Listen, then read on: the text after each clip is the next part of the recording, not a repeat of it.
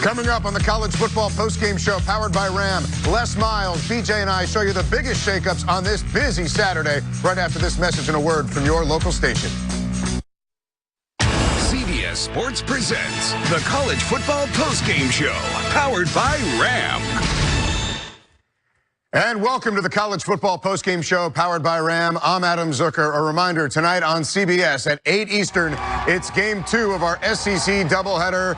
Number 2 Alabama, the Tide rolling into Bryant-Denny Stadium to face number 19 LSU. Alabama has won the last 6 meetings, and it is the 12th straight where both are ranked for their matchup.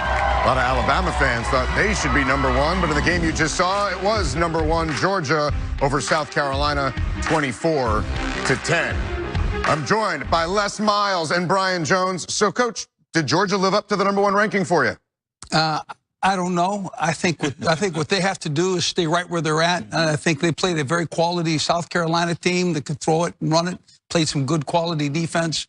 I don't know how good how much better Georgia is than South Carolina, but leave them where they're at because I think they'll play up. Leave them at number 1. Leave them at number 1. I thought they lived up to it because, you know, now you already had a bullseye or a target on your chest, and everyone's aiming for you, but even more so now that you've been labeled number 1 in the college football rankings. And South Carolina rolls into this ball game having won 3 straight. You knew you were going to get their best, and they're trying to win the East as well. So I think they did more than enough to solidify their ranking as number 1 as we sit here today. And for Georgia and Alabama, at this point, it's just keep winning, and maybe they'll meet up later. We'll talk Bama LSU in a few minutes, but you start going through these rankings, teams are dropping off. Yeah. Hey, Ohio State, number 6, all excited after the win over Penn State. J.T. Barrett coming off a Heisman quarter, but the first play from scrimmage at Iowa, Les, a sign of things to come. Painful. Yeah, H stands for something else.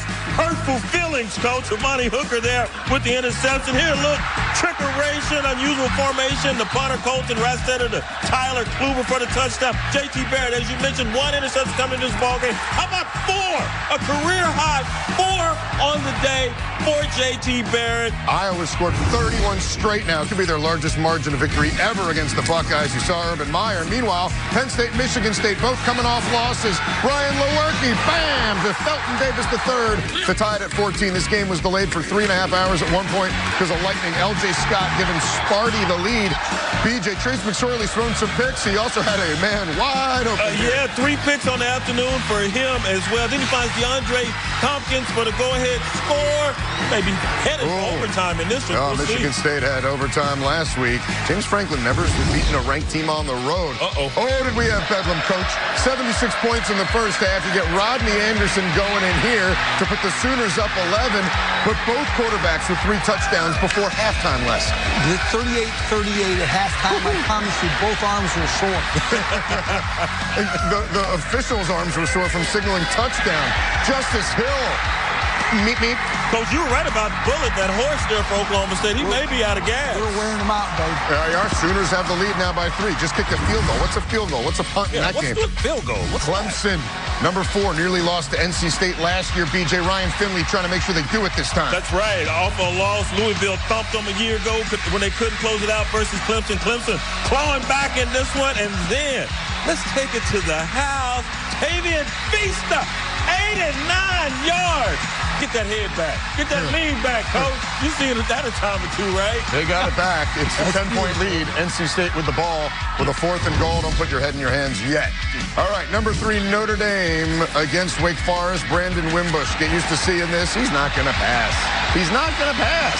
He's going to score. Hey, Wake Forest has a running quarterback as well. His name is John Walford. He's going to go skiing right through the Irish defense here. But, Coach, Wimbush, they just keep rolling on the ground. He keeps improving. They're bringing him along well. I think Brian Kelly's done a great job reinvesting in the players of that team. They look like a real camp. Reinvesting in that physical play as well, Coach. That's right. Only lost to Georgia. We'll be back with more when the college football postgame show powered by Ram continues. A reminder, join me and the rest of our crew Tuesday at 9 Eastern on CBS Sports Network for Inside College Football as we recap all of today's action. Rick and Aaron on that show with us as well.